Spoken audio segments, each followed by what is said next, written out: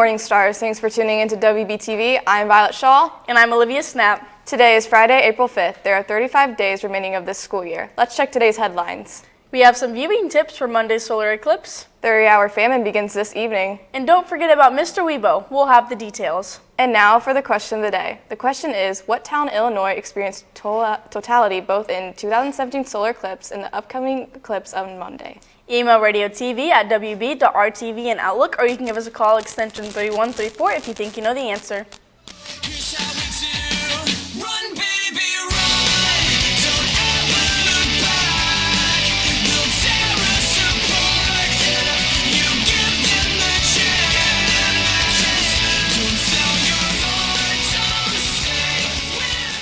In our top story, this Monday is the big solar eclipse day, and we want to make sure you get the most out of this once-in-a-lifetime event. At around 3 o'clock on Monday, the moon will completely block the sun, creating a unique event. The American Medical Response Organization says you should never look directly into the sun. Instead, wear a pair of eclipse glasses. You are encouraged to inspect the glasses for any defects or tears. If your pair has a tear, you'll need to find a new pair. See Mr. Sparks in the main office to get your free pair. In Weibo News, 30-hour famine is for all of the FCA members and is going to be tonight from 6 to 12 in the main gym. We are working to raise money for World Vision. Each $5 donation purchases a complete nutrient pack for children in impoverished areas who have no food. We'll be having a basketball tournament, glow-in-the-dark dodgeball, and a speaker.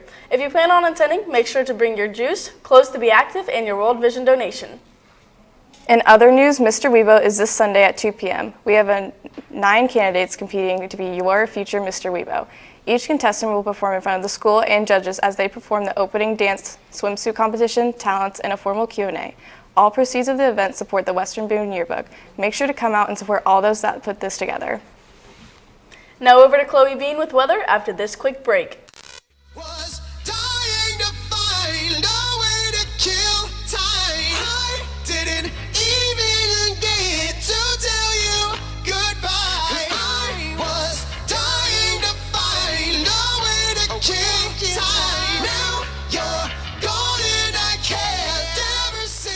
Thanks, Olivia. On to our current conditions. It is currently 36 degrees outside with the wind coming from the northwest at 20 miles per hour. The sun rose at 7:22 and should set at 8:14 tonight.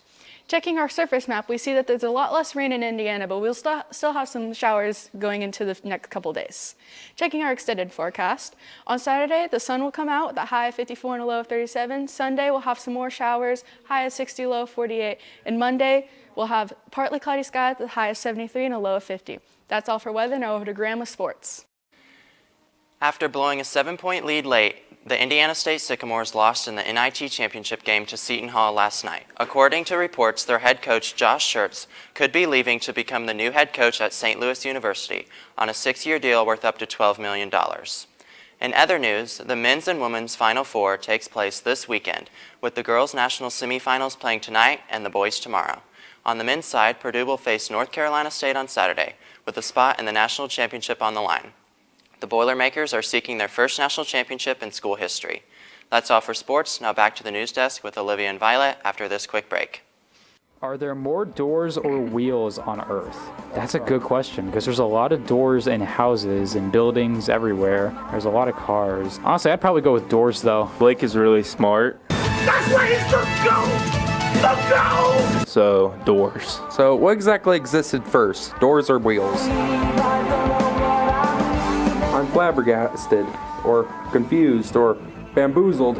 Just so you know, I think the wheel was invented first. Alright, then I gotta say yes. Yep, that's an answer. My RTV students are some of my favorite kids. Good people in the program by Haney. Thank you, Haney. Haney, thanks for that. And if there was any slander in any of these, just know it was not us, and we just were answering the questions. So yeah, thanks for that. Thank you for giving me more time on my essay. Do your best horse impression. I'm going to go with neigh. Here's mine.